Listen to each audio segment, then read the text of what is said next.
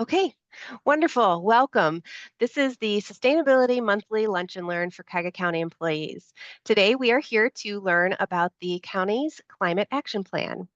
But before we get started with that, I do want to go through some housekeeping tips.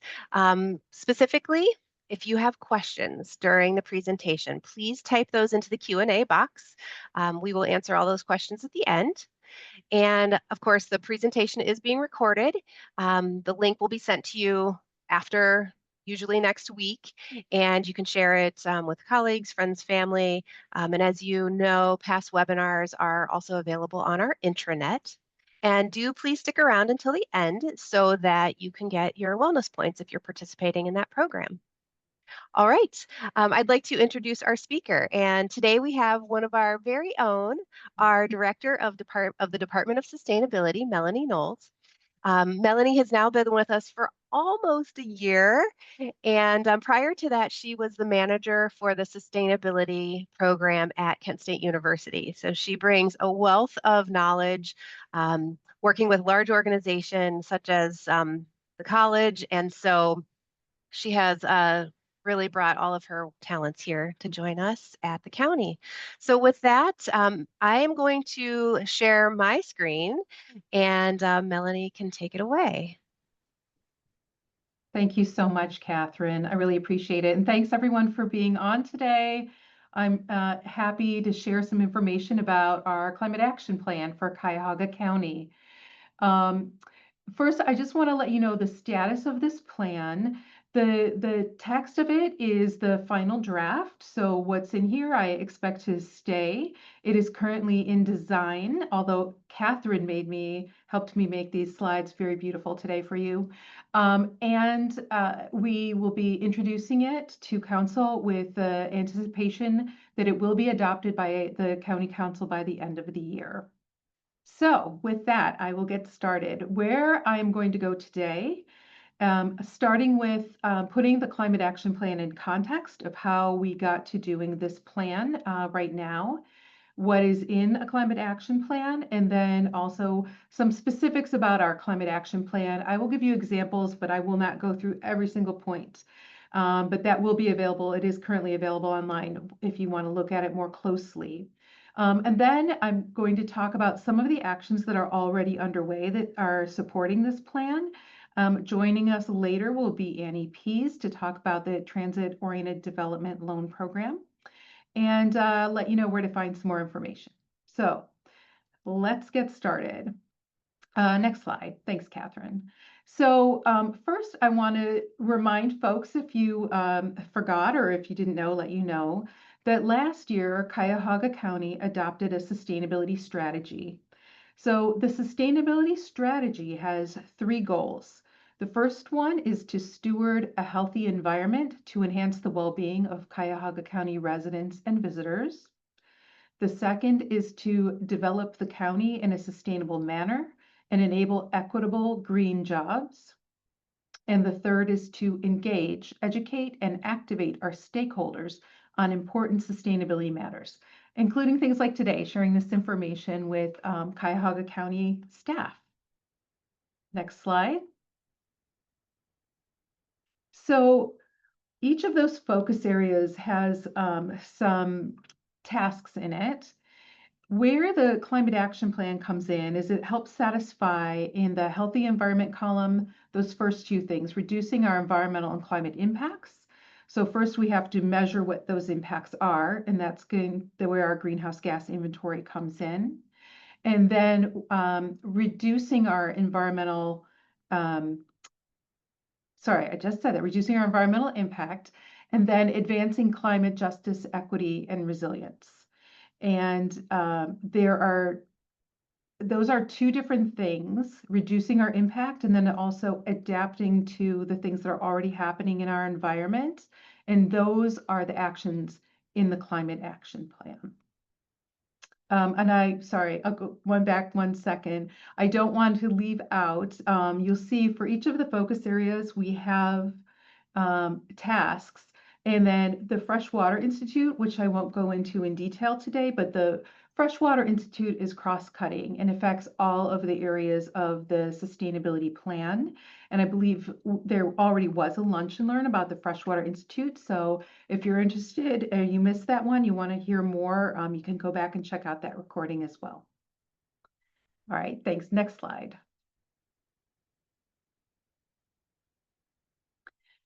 So why a climate action plan?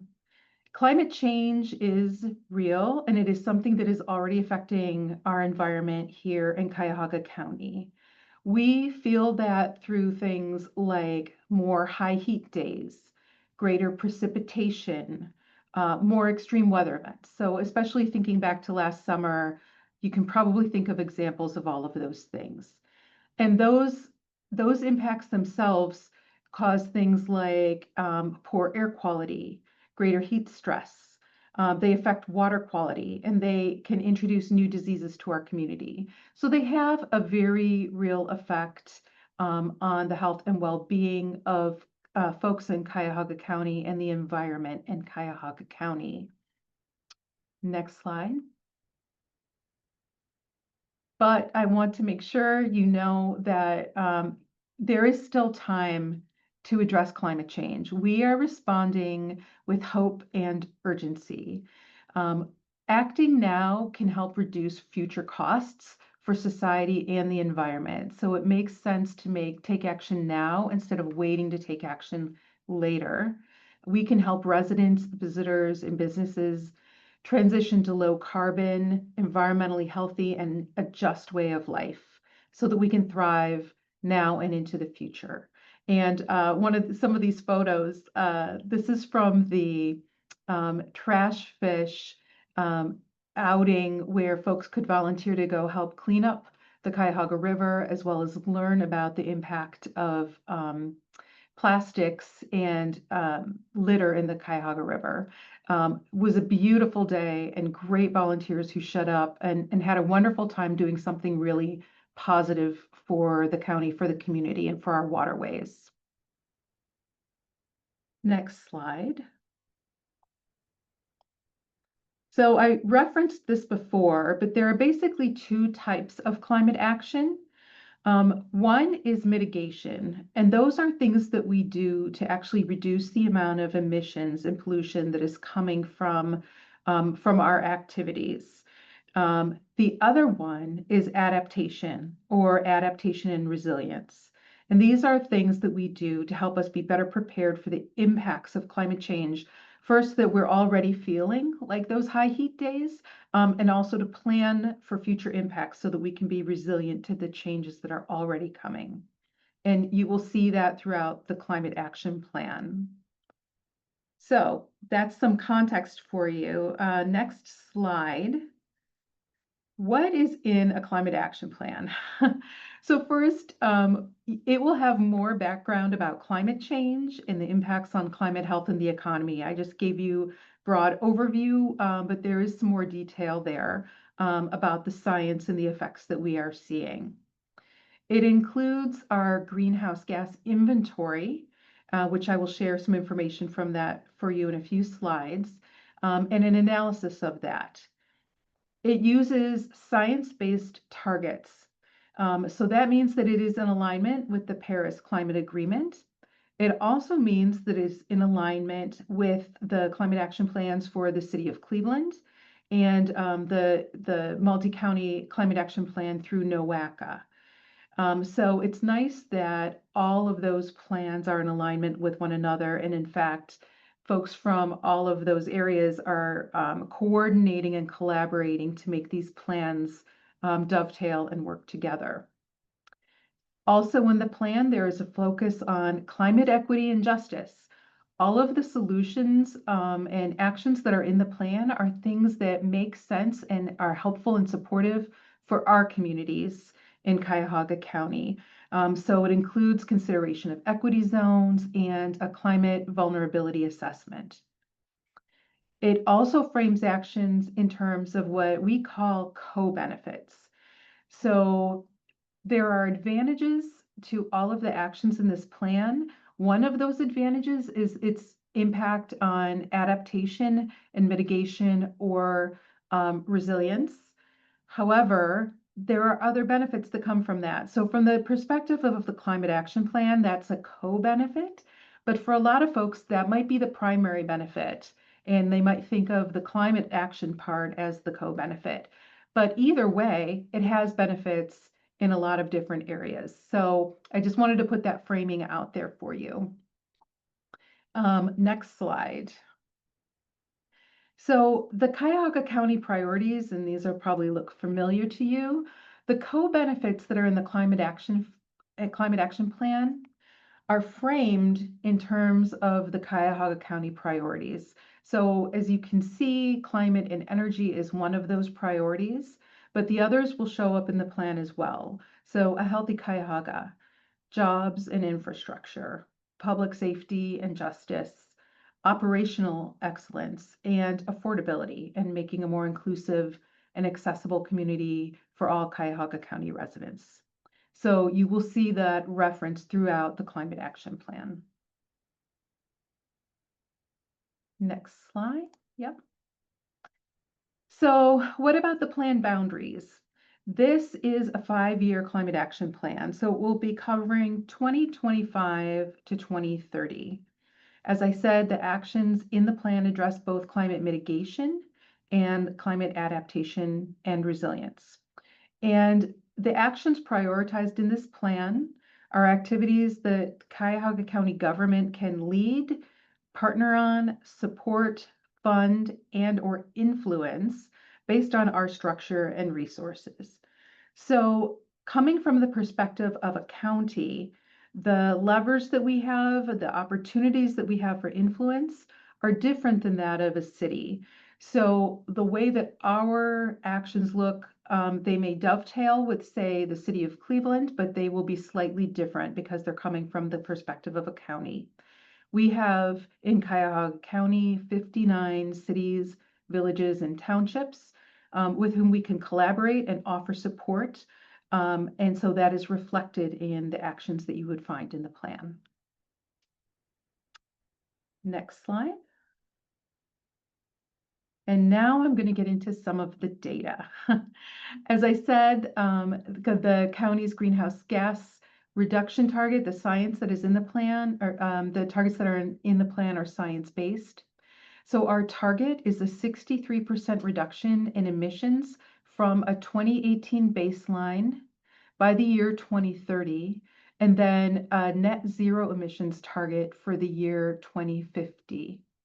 And the next slide, if you're into charts and graphs, I've got a few of them for you. So you see here that 2018 is the bar on the left, and that is the baseline that we're working on. There was a dip for 2020, and part of that is adaptation to COVID. Obviously, folks were, working from home. A lot of businesses were using less energy in offices. There was less transportation. So a number of ways that did impact greenhouse gas emissions. By 2022, it went back up a little bit as expected, but still a reduction from 2018.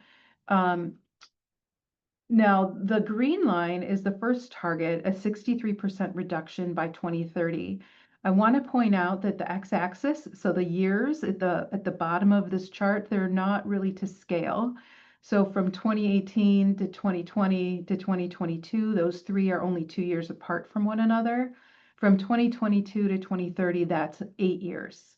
We're obviously already in 2025. The data that we get is, there is a little bit of a lag before we can get good data. So we have 5 years, but there's a little bit longer of a stretch to get to 2030 than what it may look like on this chart. And then the pink at the far right is for 2050. And again, that would be another 20 years beyond what you see for 2030. So it's a little bit of a longer trajectory than what the bar chart looks like. And then where do these emissions come from? The next slide. This shows Cuyahoga County, so the entire county's greenhouse gas emissions by sector. So you'll see the sector in the top right is residential, and that is about 21% of the emissions in the county. Next, going around clockwise around, we have commercial at 17%. We have industrial emissions at 30% and transportation at 26%. So those are really the biggest chunks of the greenhouse gas emissions. Also important, although smaller slices, we have solid waste, wastewater, and then fugitive natural gas, which can be things like leaking pipes, things like that. So for each one of these, we consider what are the sources of emissions, say, from the residential sector, and what are the opportunities to reduce those. And that will be reflected in the actions that I'm gonna talk about in a little bit.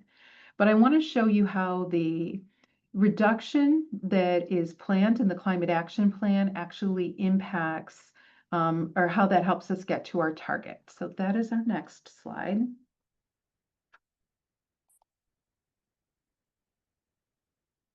Okay, so this chart, I'll explain this one to you, and I apologize,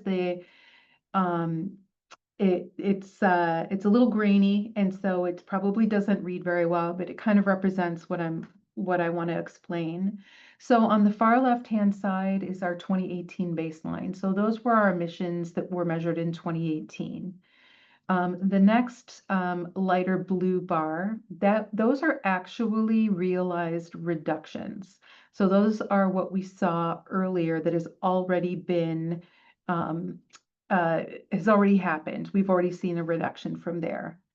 The next one to the right of that, an even lighter blue, is our business as usual scenario.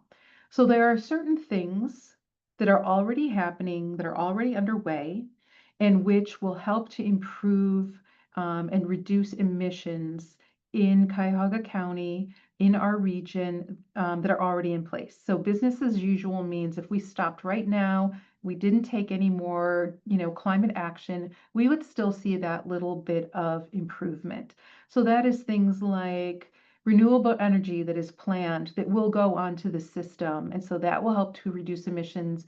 It's already underway. We will see those benefits actually happen. And then beyond that, to the right, the orange bars, this is the anticipated reduction in greenhouse gas emissions that come from the actions that are in the climate action plan. So you see there's a chunk for residential that will take us down a little bit closer to our goal. We have a chunk for commercial. We have a chunk for industrial. We have a chunk for transportation. I apologize, the next two sections, water and wastewater and waste, it looks like they're flat, like there's no chunk there. It's just the resolution of this image. Again, I apologize, we're not in the final design yet, so this is a little bit of a draft. So there are benefits to be had there as well. And that gets us to the residual emissions, what is remaining. Now, something that I will talk about a little bit more in a moment is that the actions in the climate action plan, they don't get us all the way to the 63% target reduction. They get us to about 50% reduction. So how do we get from 50 to 63%? Another part of the climate action plan that I'm going to show you are things called enabling actions. So these are things where taking enabling actions help other actions to happen further down the road, but we need something to happen first to put it in place, such as changing policies at a state or federal level. So if we can achieve the actions in the climate action plan, and then also those enabling actions, it is possible to get to that 63% reduction by 2030. Okay. Our next slide, finally talking about some of the actions. So here I realize I have some text about what I just said, that the actions in the plan will help us get to a 50% reduction, and the enabling actions will help us get to our actual target of a 63% reduction. The actions that are in the plan, they really are ambitious. They will require funding, policies, multi-sector partnerships, And they will help advance the regional greening of the grid and creating a policy environment to accelerate climate mitigation. All right.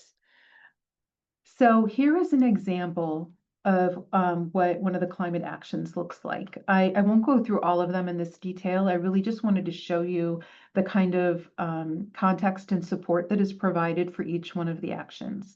So this is climate mitigation action number 1 is residential energy efficiency and electrification. So one of the things that it will show you for each one of these actions is the estimated greenhouse gas reduction. So listed here is 354,000 metric tons of carbon dioxide equivalent, and that is what we anticipate is achievable. Not everybody does everything they possibly can. That's not really realistic. We looked at what is a realistic amount of action that we think we can achieve and what will the impact of that be. So that's where you see the estimated greenhouse gas reduction opportunity. Next, it will have a description of the plan, and it can lump some things together. So the description here is implementing upgrades to residential energy systems and appliances to consume less energy, improving residential building envelopes through weatherization to reduce the need for heating and air conditioning related energy consumption. So that's your windows and doors and seals and insulation and all of those kinds of things. Then it's converting systems and appliances that burn fossil fuel to electrified versions. So what is the role of Cuyahoga County in this? Because these are actions that would be taken, by residents of Cuyahoga County.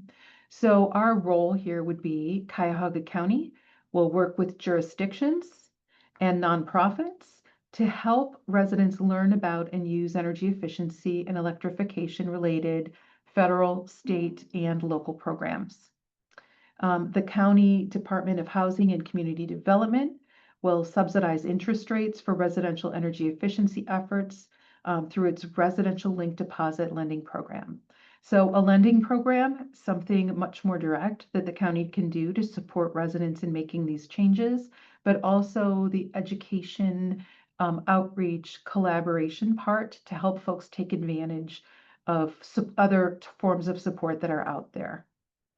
And then for each one of these actions, it also lists who are the partners in this work. What are the programs that we would tap into?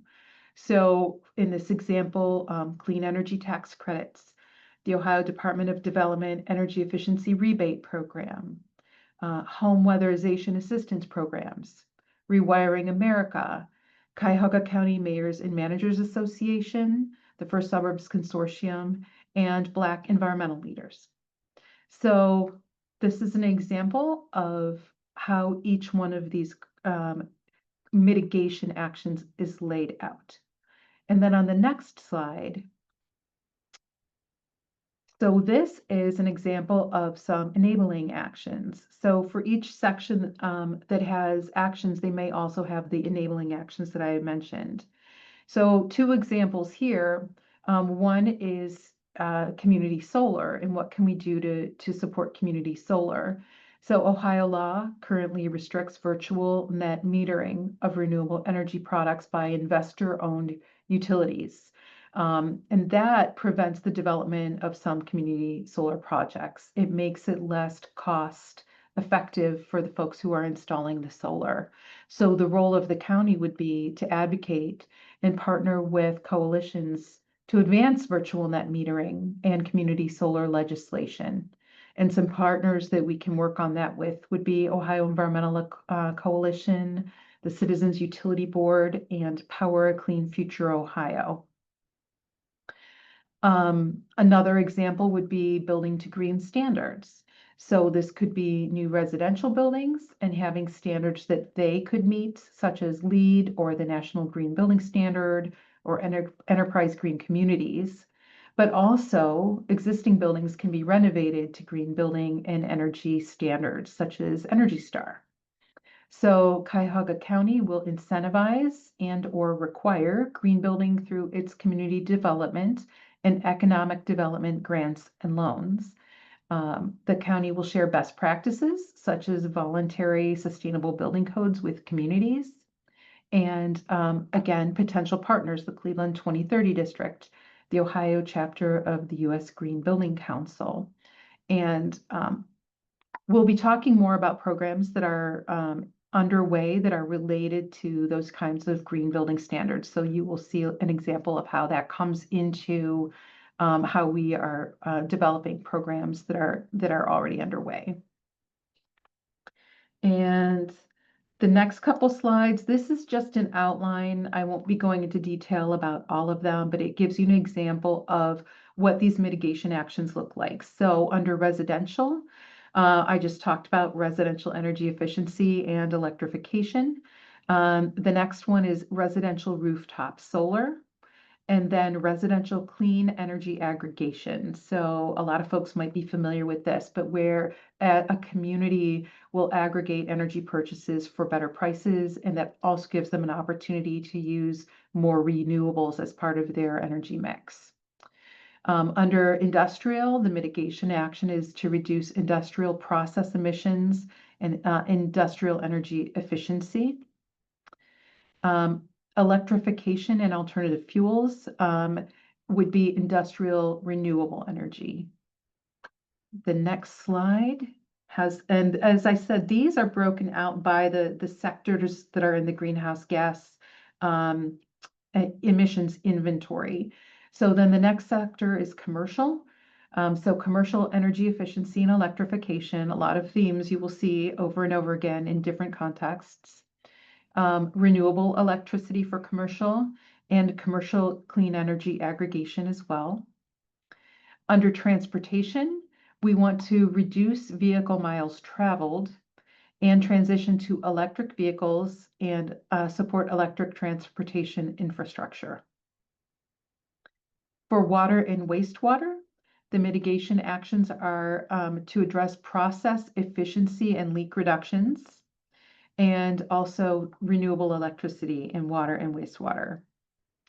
And the last one is, make sure I'm looking at the right place, solid waste, diverting waste from landfill through recycling and composting. So whether it's within our county operations or in communities throughout Cuyahoga County, supporting diverting materials away from the landfill. That brings us to the other type of climate action, which is adaptation and mitigation. So here's an example of what those adaptation and mitigation actions look like in the plan.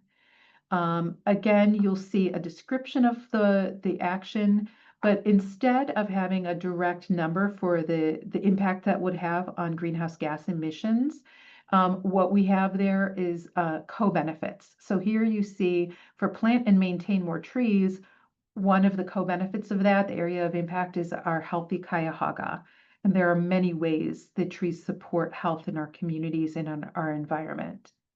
So the description here is maintaining and growing the county's tree canopy and trees in general to cool communities and help manage stormwater-related climate risks. Again, what is the role of the county in an initiative like that? One is to continue to fund tree planting, planning, and maintenance activities. So one of the ways we do that is through our Healthy Urban Tree Canopy program with a number of partners. It could be to pilot mini forest plantings to accelerate canopy growth. And to create institutional partnerships with large, low canopy landowners. So how can we work directly with some folks who have the opportunity to add tree canopy to properties that they have? And again, we don't do this work alone. Everything is collaboration, and we work with partners, and we use programs that are already existing to help support this work. So in this example, it would include the Cleveland Tree Coalition, Holden Forest and Gardens, as I mentioned just a moment ago, the Cuyahoga Soil and Water Conservation District, or maybe I didn't, but I was thinking of it, so apologize. I was thinking of them because of our work with the Healthy Urban Tree Canopy Program. The Cuyahoga County Planning Commission and Ohio Department of Natural Resources. So that's what each one of the adaptation and mitigation strategies includes as far as detail within the plan. And then I will give you a quick rundown of what those are as well. So next slide. So our adaptation and resilience actions are broken down a little bit differently. The first category is low carbon economy transition actions. So this might include providing technical assistance, which is actually something that I'll be talking about in a moment, enabling infrastructure, and workforce readiness programs for the low carbon economy. Resilience actions includes things like resilience hubs, which would be places and communities that can be specifically designed to provide resilience and adaptation when a community is in a stressful event. So maybe it is a high heat day and there's a cooling center, but there's also a way to charge your phones while you're there. And maybe that's with solar panels so that if the power grid goes down, you would still have a source of power. So that's kind of the idea of what a resilience hub might include. It would go well beyond that, but it gives you a little perspective on it. So again, resilience actions would include things like high heat infrastructure, high heat programs, and emergency preparedness actions. And next slide. Oh, sorry, went too far. I said next slide, I guess after you'd switched it already. Thank you. Another section for adaptation resilience is nature-based solutions. So that includes number 8, which I had shown you, planting and maintaining more trees. It also includes stormwater management. Climate resilience actions include a climate resilience assessment. So what will we be seeing as a community going forward, and what types of things will we need to put in place to help us be more resilient in the face of those changes? And then adapting the built environment so that we're able to sort of realize that resilience that we have in an assessment. And then last, we have climate mitigation actions. Or I'm sorry, climate migration actions. It is anticipated that as the climate changes in certain areas of the country and of the world are under more stress, some places will be a little bit of a haven, and we fall into one of those areas. Now, that doesn't mean we won't have changes due to climate change. We will. It might not be as dramatic as our entire city being flooded, for example, but we still will have stresses.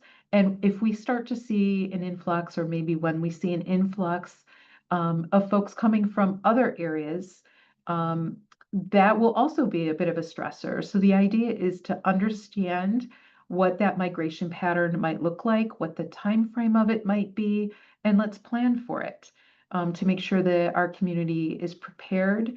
And then climate migration indicators would say, let us know what are the things we're looking for us to know that that migration is starting or is underway.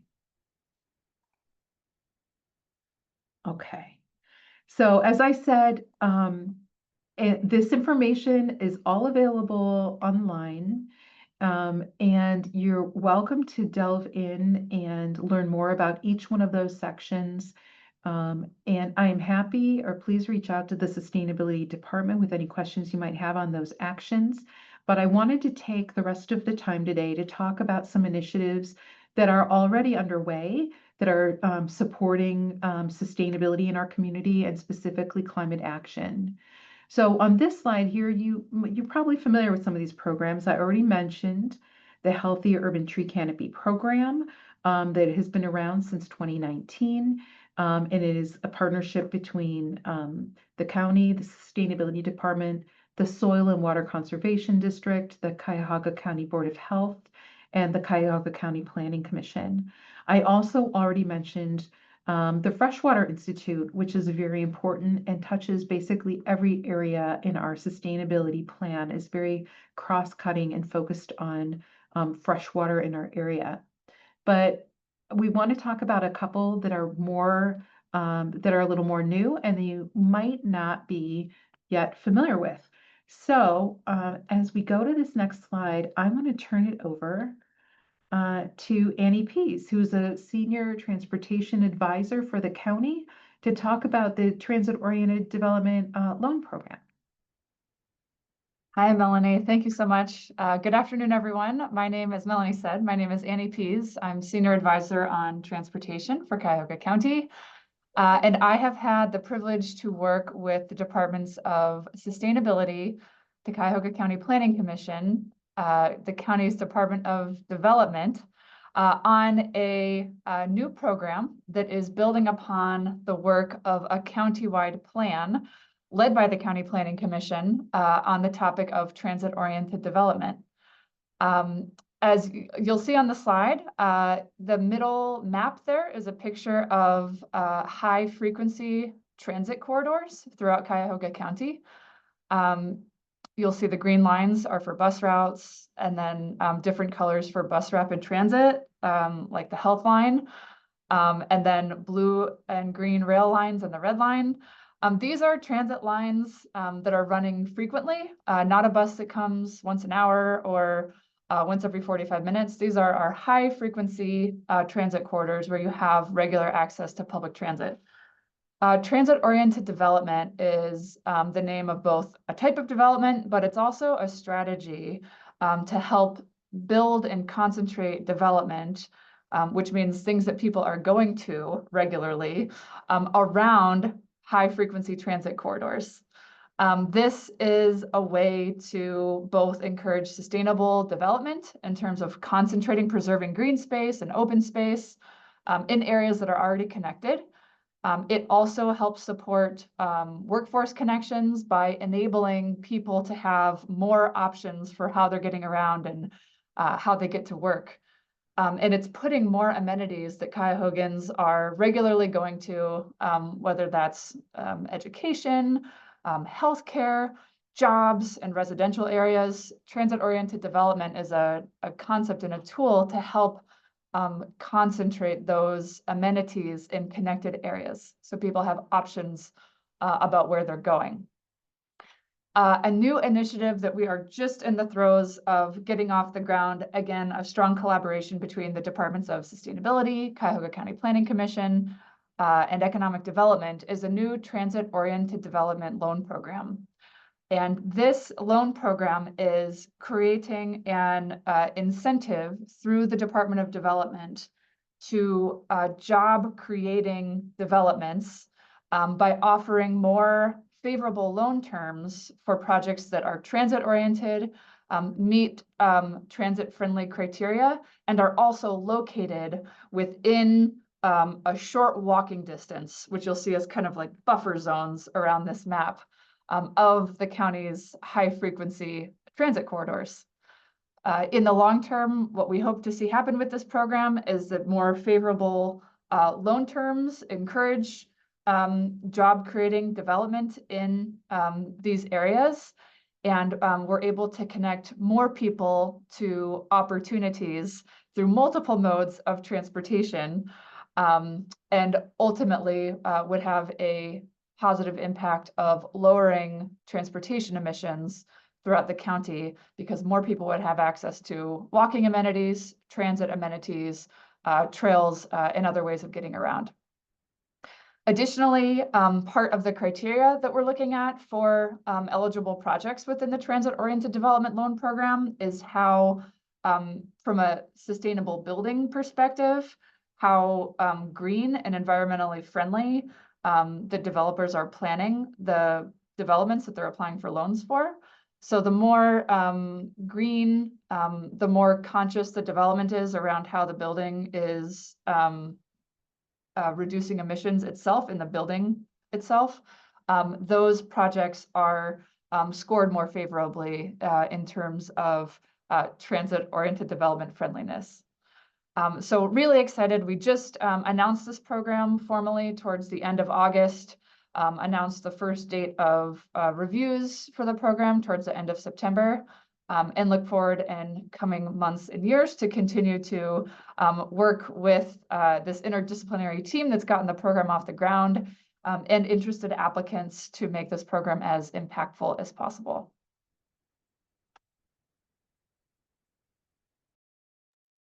Thank you, Annie. I hope you can stick around in case folks have questions about this at the end. It's just a very rich program with a lot, brings a lot to the community. Thank you, Melanie. I'm happy to.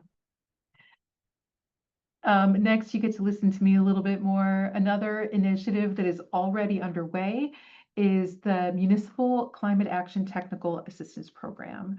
So Cuyahoga County received a CPRG grant, which is a Climate Pollution Reduction Fund grant. And part of the funding from that grant went to updating the county's greenhouse gas inventory, which I shared some of that information with you. It goes into a lot more depth than what I showed you in the one pie chart. And part of the greenhouse gas inventory program was actually segmenting it so that each of the 59 cities, villages, and townships in Cuyahoga County have their own greenhouse gas inventory laid out for them. So it's something they don't have to hire someone to do. They don't have to go through the process. They can take the segmented county greenhouse gas inventory as a starting point for looking at their own emissions and anything that they would like to do around climate action. The other part of that grant is actually supporting climate action technical assistance.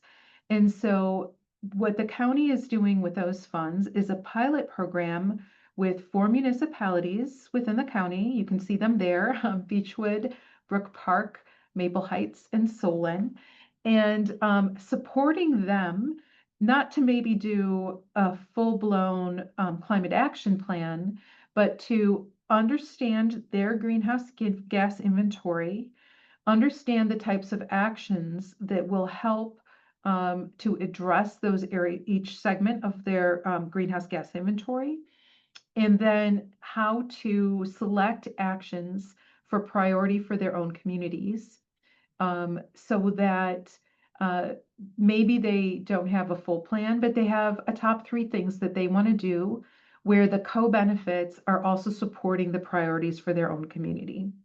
So we are currently in the midst of this process. We are working with a consultant, Nutter Consulting, who's done a lot of climate action planning, including in our region here. And we're going through a process of meeting with, educating the communities and listening to them and understanding what they have done, what they would like to do, and what their just overall priorities and concerns are. From there, we had a workshop for all of the communities together to learn more about the strategies that help address the kinds of things that they are interested in. And then together and with consultants and with the sustainability department, we sat down and looked at what do they think the best opportunities are that are a good fit for their own communities, and then how can we provide the resources and structure and technical assistance for helping them to have a plan for each one of those items. So that is still underway. It's probably maybe another month's worth of work, and each one of those communities will have some technical assistance to help them move forward. It is a pilot program, so we're going to see. So far, the response seems to be good. There was a lot of interest in it. The sessions, the meetings have all been very robust and enthusiastic. So we'll see if this is something that is a way, that it is a lever that the county has to support the communities in Cuyahoga County to move forward on climate action. A second piece of that program actually is also to create like a toolkit for all of the municipalities. So if a municipality is interested and they weren't part of this pilot program, we want to have a really good resource to help them sort of walk through it on their own. Even reaching out to the sustainability department. We are working with sustainability committees within the Mayors and Managers Association, as well as the First Suburbs Consortium. We want to be partners with all of our communities to help advance this work for the benefit of climate action, as well as for all of the positive health and economic and environmental benefit within our communities. So I look forward to being able to share more about that with you when that pilot program is wrapped up very soon. And a couple things I want to leave you with is where to get more information about all of this. I just referred to a number of resources. This website, it might be, you can't quite navigate to it yet. You will be able to soon, but you can go there. It has our sustainability plans and our data. So on the left is a link to the 5-year sustainability strategy that I referenced at the beginning of the Lunch and Learn. Next to that is the Climate Action Plan. What is currently linked there is the final draft, so it's not in its final beautified form yet, but once it is, we will add it there as well. To the right of that is the greenhouse gas emissions inventory.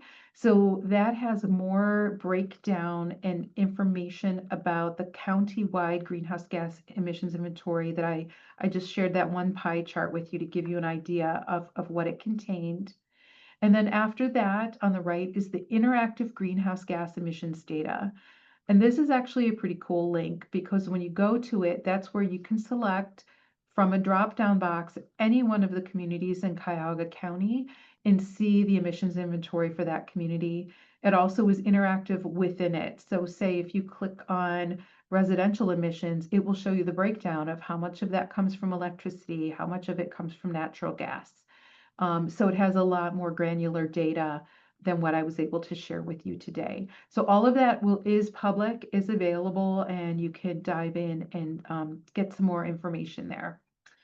And next slide. Another piece that we have, it's actually the same page. If you scroll down on the page that you saw on the previous slide, is our Cuyahoga County Sustainability Dashboard. So some of our key performance indicators that we have identified are listed on here. The data that you see there is from 2024, and we will be updating that when we have our 2025 data, so you can see how we're actually doing on the greenhouse gas emissions. We talked about engagement and education is another important part of our work on climate, and so the folks that we've engaged, the number of employees that we've engaged. We have some information about the Freshwater Institute, our transit connectivity, trees planted and maintained through the Healthy Urban Tree Canopy Program, and also information from Cuyahoga Green Energy and about green jobs in our communities. And actually, when you go to that page, if you click on the PDF, it has some really cute animation as well. So you should check that out just for fun. And that brings us to the end of what we've prepared for today. But Annie and I are both here, and we are happy to take your questions. Thank you, Melanie. Thank you, Annie. We do have some excellent questions in the Q&A, so let's get started with those. First, statement. Cuyahoga County has many vacant lots. So the question is, how has the county or local groups explored purchasing these lots to install community solar panels? Community solar.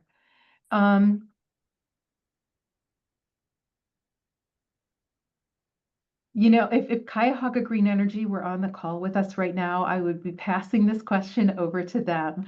Cuyahoga Green Energy has a lot of programs that are ongoing about getting solar implemented in our communities. I know there is collaboration, say, with the Cuyahoga Land Bank, but I don't have specifics on the work that's actually been done there. I would be happy to reach out to Cuyahoga Green Energy and have them talk about some of their work or share some information about that. Unless anybody else has something they want to share that I'm not thinking of. I'm looking at you, Catherine. Well, my understanding, and I'm not sure if this is what the person is asking exactly, but community solar is currently not allowed in the state of Ohio, as far as I understand it. So if the question is, can solar panels be placed, on a vacant lot so that perhaps the surrounding community can tap into that? I believe the answer is no. legally, the state of Ohio doesn't allow that to occur. Is that correct? If it is an investor-owned utility, I believe that is correct. But you're right, there are also, other sorts of ground-mounted solar that can be installed. It depends. It might not be a grid interconnection if it feeds directly what we call behind the meter. So it's going directly into someone's building, maybe not. Like for residential, you typically see it on the roof, right? But it would be great to find more ways to use the vacant land for solar. I thought you were going to ask about trees when I heard vacant properties, though. Okay. Well, we'll investigate that a little bit further and definitely get an answer out. And perhaps I'll get an answer and send it out in my follow-up email that you're all probably used to getting from me nowadays. Um, and then next question is, has Cuyahoga County considered tax incentives, such as a tax break or subsidies for contracting arborists for homeowners so that they can maintain old growth trees on their properties or if they want to add to their canopy? That's a really good question. I don't know that we have looked at a tax incentive as a way to do that. We have been working with the Healthy Urban Tree Canopy Program, with Cleveland Tree Coalition. There are a lot of folks in the community who plant trees and help maintain trees. So we're looking at the opportunities to help make that more affordable, especially for homeowners. So it's not a sort of a fully baked plan yet, but it is an issue, and we are trying to find ways to make that work for folks. And for communities, it's also expensive and a lot of work for communities to maintain, say, street trees. So we're trying to work with our partnerships to find a way to make that more affordable. Okay. And next question is regarding the plans for mitigating climate change and planning for possible population increase from future climate migration. Are there any plans to explore assisting RTA to transition to more efficient and renewable energy vehicles? Maybe revive the old Cleveland streetcar system and electrify them. So I think I'm gonna pass that one to Annie because of her work with NOACA. I'm happy to jump in on this one. Thank you. I like this question a lot. There's a couple things in this question. We're talking climate migration, we're talking RTA fleet transition to more renewable energy sources, and we're talking a revival of transportation service with in energy electrification. So first things first on RTA's transition to more efficient and renewable energy vehicles. RTA has, over the past several years, been making a transition in their bus vehicles to compressed natural gas. And if anyone has been on the sidewalk or biking behind a diesel bus versus one of these compressed natural gas buses, you can immediately sense the difference in that type of energy transition. It's been wonderful.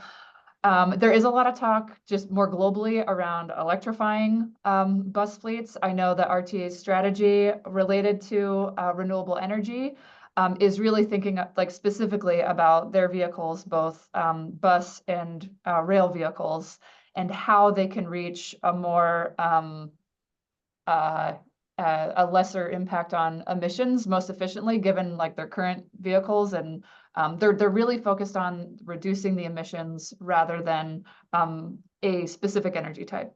So I hope that answers your question. The county, we are a partner to RTA on many things, but their transition of their fleet vehicles is really a decision within their agency, and it is a focus for them. The second thing on reviving the old Cleveland streetcar system, it's an interesting question, and boy, does this come up a lot. I think this idea is really embedded within the psyche of Clevelanders and people who know the history. I think this is also really interesting because you can just see so much of the legacy of Cleveland streetcar system, everything from how buildings are designed to the widths of streets throughout Cuyahoga County. You know, we're not just talking Superior Avenue downtown, we're talking St. Clair all the way out to Euclid. You know, we're talking Broadway all the way out towards through Garfield. you can really see these, like, we have a whole network of streets that have businesses, ground floor retail and offices or residential above that retail it's the legacy of our streetcar system and how our place was originally built and designed.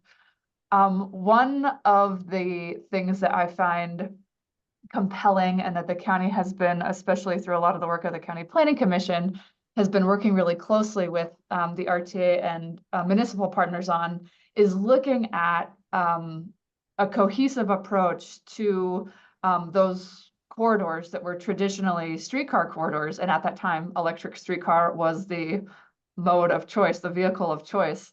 But in today's world, options like bus rapid transit are providing a similar level of service where you have frequent bus service, convenient bus service, and we could just say transit service because bus rapid transit kind of mimics the feel and look of a train or like a rail vehicle, but is actually operating on the street. So you can one, like deploy more cost effectively and offer a similar service. And two, like make tweaks and changes to how the service works. And again, those are decisions that are easy to make or made lightly, but you're a little bit more nimble in terms of where those vehicles are going versus if you had a system where you're laying down track or electric catenaries above a vehicle that relies on connecting to that track.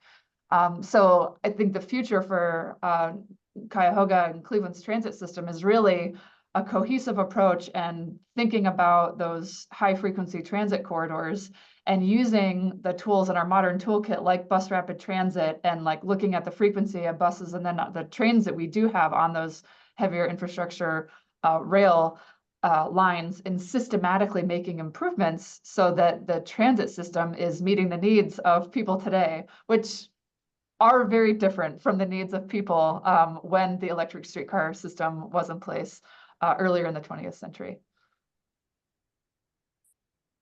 You did such a great job of creating an image in our minds, Annie, of what was and what can be. Okay, so that is all of the questions that are in the Q&A.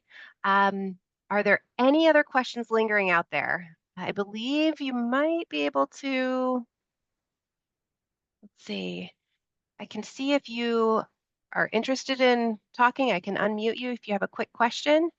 If not, I'm going to go ahead and stop sharing so then I can share my typical wrap-up slides.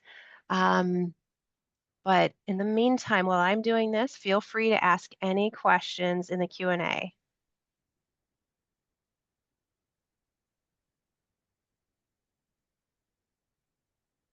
Okay, seeing none, thank you very much, Melanie and Annie, for presenting today and sharing a lot of information. I highly encourage folks to, revisit this. I will send out the links to both the transit-oriented development loan program as well as the plans and data pages so that you can take a look at those in greater depth because there's just so much there and so much going on.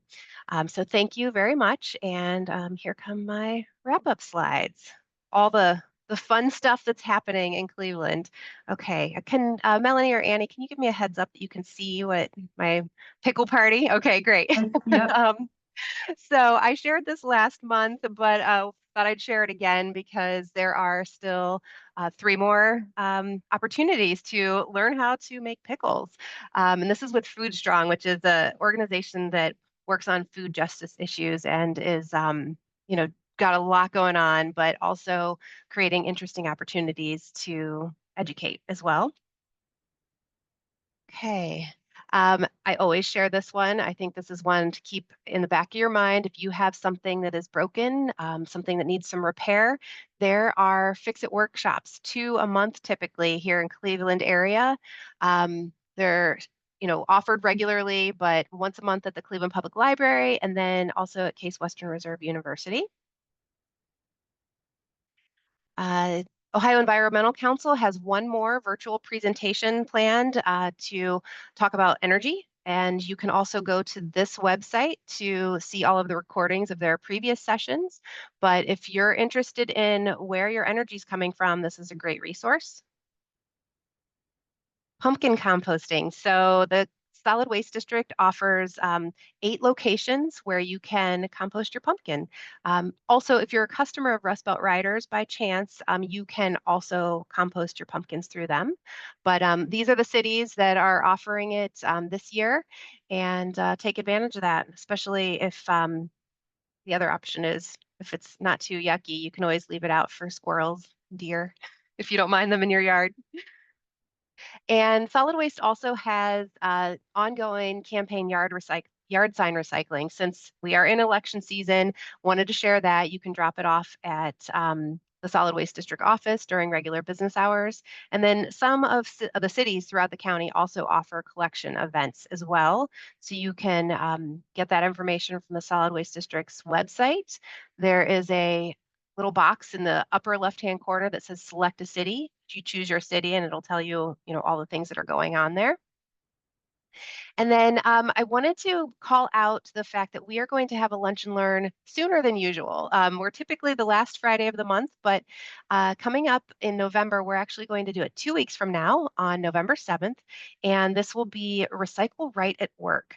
We are going to be refreshing our recycling program here at the county. And so this Lunch and Learn will share all those details. So it will be a good one to check out. I know these topics can, really range in terms of whether it's something that you are learning about for personal home use or for work, and this is a work one. But it will apply also to residential because you do that at home too. And with that, I thank you all for attending. Here are the code for the wellness program. So type that in and you can get your points if you're a participant. And I thank you very much for attending today.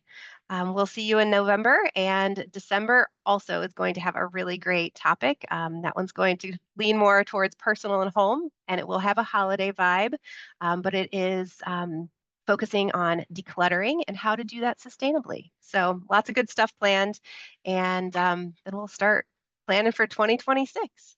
So thank you all for joining us today, and have a wonderful weekend.